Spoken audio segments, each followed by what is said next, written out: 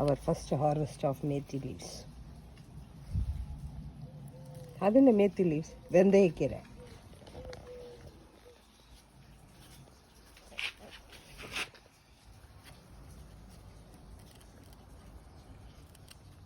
அழகான தமிழ் சொல் இருக்கு. வை ஹிந்தி?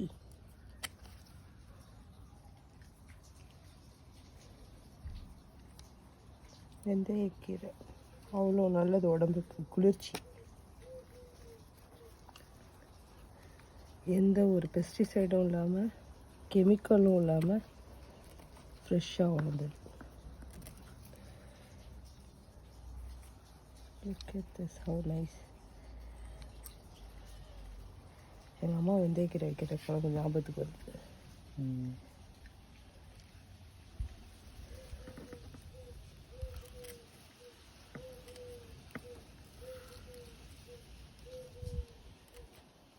என்ன பண்ண போகிறது வச்சு? வெந்தயக்கீரை குழம்பு இன்னைக்கு. நாளைக்கு வந்து இதே வெந்தயக்கீரையை போட்டு ஹாஃப் ஆஃப் த வெந்தயக்கீரை போட்டு சாம்பார். நாளைக்கு இப்போ என்ன ரிப்பீட் ஆகாமல் இருக்காதா?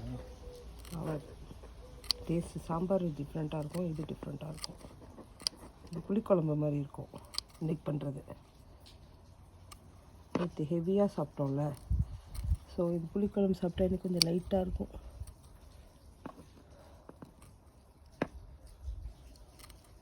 ஆனால் வெந்தயம்னு வருதுல, நேற்றுக்கு வெந்தயம் இன்னைக்கு வெந்தயம்.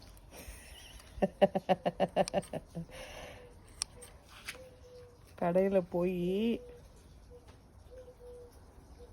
1.5 பவுண்டு கொடுத்து ஒரு கட்டை வாங்கி முத்தின இலையை வாங்கி சமைக்கிறத விட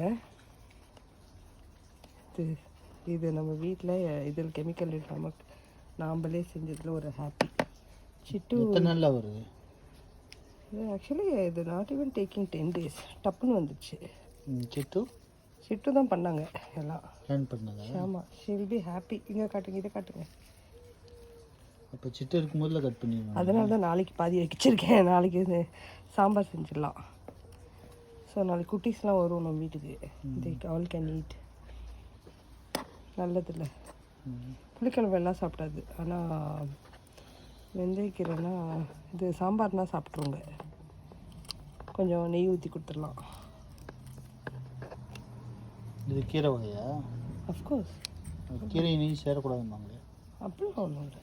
கீரையும் தயிர் சேரக்கூடாது.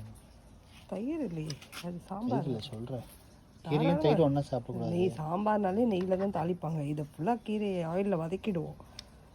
ஸோ போதும், இதை நாளைக்கு வச்சுக்கலாம் சாம்பாருக்கு. we need more for sambar. புளிக்குழம்புக்கு இவ்வளோ போதும். This is our harvest, first harvest வெந்தயக்கீரை.